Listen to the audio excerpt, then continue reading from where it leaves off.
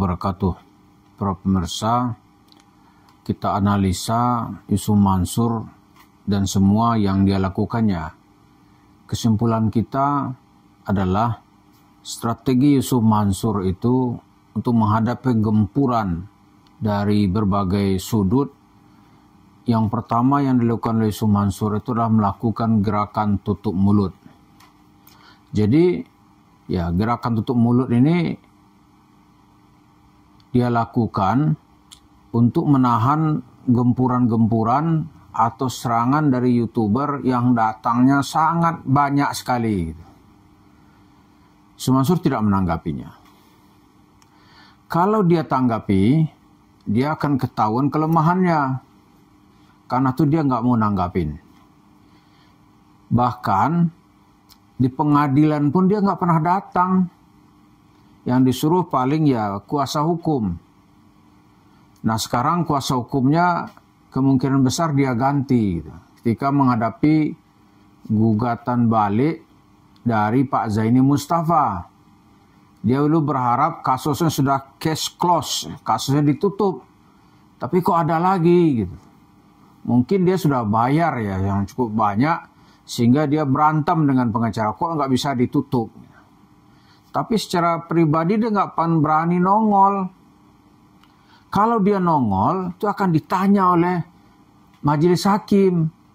Itulah yang ditakutkan oleh Yusuf Mansur. Kan pertanyaan itu bisa liar. Misalnya kalau terdesak nanti bisa-bisa daftar atau rekening tabungannya atau rekeningnya di bank itu bisa dibuka. Kalau dibuka, kiamat sudah Yusuf Mansur. Karena itu ya berbagai serang kepada Yusuf Mansur akan dia jawab ya dengan cara tidak menjawab. Paling-paling ya dia diam aja. Yang lebih dasar misalnya kita meminta untuk bertemu gitu, menjelaskan persoalan ini ada apa gitu. Dikirim surat misalnya ke rumahnya di Ketapang sana. Itu sudah dia doktrin itu kepada penjaga pintu, apakah itu dari polisi atau tentara gitu, yang menjadi penjaga di rumahnya. Itu sudah dia doktrin untuk tidak mau ada tanda tangan bukti penerimaan surat. Ngeri nggak? Termasuk RT setempat. Jadi kita kalau ingin ketemu dia tidak ada alasan kecuali hanya datang dengan semerta-merta. Kalau pakai surat, oh dia kan dia tahu tuh, tapi tidak ada bukti gitu. Maka orang-orang di rumah itu dia doktrin jangan ada tanda bukti terima gitu.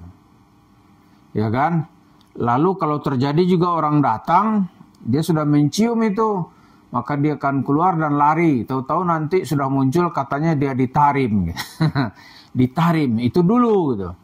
Jadi gerakan Yusuf Mansur itu dia jangan berharap ya. Kita buat video, kita attack Yusuf Mansur. Kita serang bagaimana dia melakukan ada dugaan penipuan kepada masyarakat. Gitu. Tapi Yusuf Mansur tidak akan pernah melayani tantangan kita. Ya kan? Aksi yang paling dia lakukan itu adalah dengan cara tutup mulut. Lalu tiba-tiba nanti ada video-video dia sedang membuat event apa gitu. Paling itu.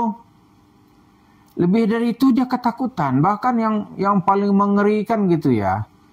Itu kan seorang tokoh agama kan masyarakat tetap melihatnya tidak boleh tercemar dalam tindakan moral atau sebuah perbuatan yang dinilai amoral gitu. Misalnya kasus dia dengan seorang perempuan dari Sukabumi yang memperkenalkan namanya dengan Ana gitu. Ana siap bersumpah bahwa dia pernah menjadi simpanan Yusuf Mansur yang tidak pernah dia nikahi secara syariat. Itu kan merusak itu. Tapi Yusuf Mansur nggak pernah melayaninya. Tujuannya apa gitu? Ya udah deh, ntar lama-lama juga bosan. Itu aja. Lama-lama orang dituduhnya juga bosan. Nanti melupakannya. Apa begitu? Lalu bagaimana kalau orang nggak bosan-bosan gitu? Terus-menerus menyerang Yusuf Mansur gitu. Bagi Yusuf Mansur mempertahankan diri dengan cara tidak menjawab itu adalah untuk menyelamatkan aset dan bisnis yang ada. Apa itu aset bisnis yang ada gitu? Yang terang-terangan nampak sekarang itu adalah warung steak and shake. Wah, itu bahaya Yusuf Mansur. Kalau itu tersentuh, waduh, itu arti kiamat bagi Yusuf Mansur. Karena itu dengan segala beban apapun, dia nggak mau jawab. Saya yakin itu forum ulama dan kiai-kiai muda akan datang ke rumahnya. Dia mungkin sudah kasak kusuk siapa yang mau datang nih gitu. Dan kalau saat-saat tertentu nanti dia tidak bisa mengendalikan situasi, paling dia kabur. Yakin saya dia nggak akan mau menerima. Sebab kalau mau menerima, mau sumpah-sumpah bagaimanapun gitu. Sebanyak itu orang datang, kan ilmunya tinggi semua. Ya kan? Kiai-kiai berilmu tinggi berhadapan Yusuf Mansur. Oh, nggak sanggup dia. Nggak sanggup dia, karena itu dia nggak mau layani. Dia pakai misalnya nih bemper dia Buya Yahya. Oh, nggak sanggup juga. Nggak sanggup, dan Buya Yahya tentu juga nggak serta-merta mau gitu. Iya kan? Jadi Yusuf Mansur sekarang ini paling dia lari. Tapi bukan meninggalkan posisi gitu. Cara dia untuk mendapatkan uang dengan cara tipu-tipu itu terus akan dia lakukan. Kan terakhir muncul ke permukaan bagaimana anaknya Wirda Mansur telah sukses meraup uang masyarakat 9 miliar rupiah.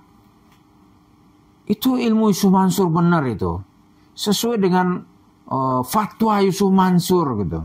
Dia mengajarkan kepada anaknya biar nggak dituntut oleh masyarakat, ambil porsinya itu kecil, tapi banyak, ya kan? Kecil, tapi menyebar di mana-mana. Ya.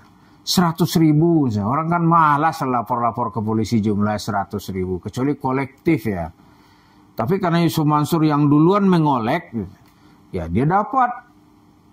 Menurut berita-berita yang berseliweran itu kan ada 9 miliar rupiah melalui anaknya, melalui komunitas milenial anti bokeh. Ya, orang kan pingin ini di situasi sekarang ini jangan sampai bokeh.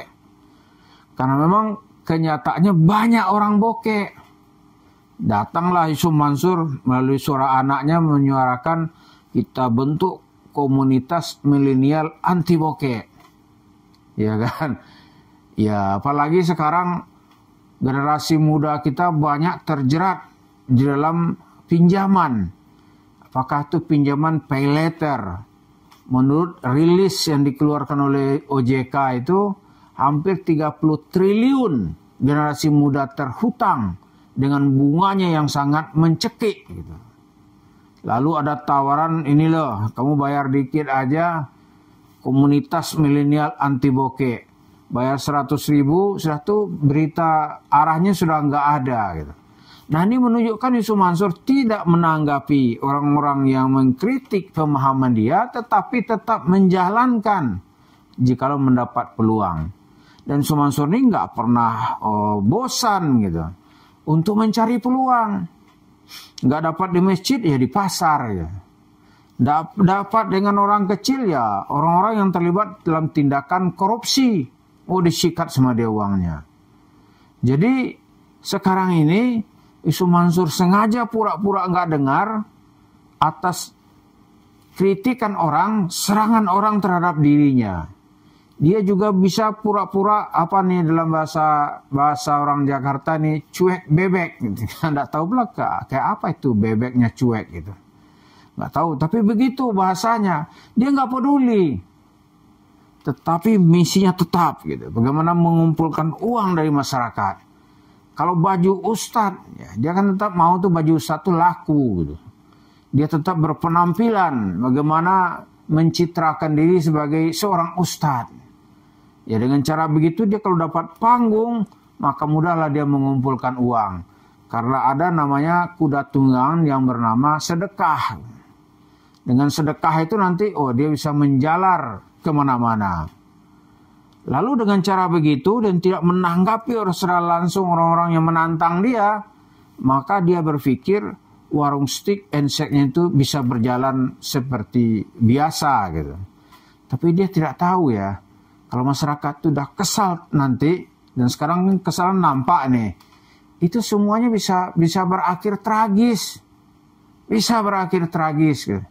Karena di negeri ini mana ada orang kebal hukum. Hari ini dia kebal hukum, besok kan belum tentu gitu. Berkuasa dia kebal hukum gitu. Setelah dia nggak berkuasa, nah ini Yusuf Mansur nggak menghitung sampai di situ. Gitu. Dia nggak menghitung bagaimana atmosfer kebencian masyarakat tuh naik. Di mana-mana sekarang ini kalau dia cerita orang nggak mau dengar gitu. Jadi omong kosong lah Yusuf Mansur merasa selamat dengan cara tidak menanggapi tuduhan dan kritikan masyarakat terhadap dirinya. Karena dia berpikir dengan cara itu warung steak and shake-nya bisa diselamatkan. Terima kasih. Assalamualaikum warahmatullahi wabarakatuh.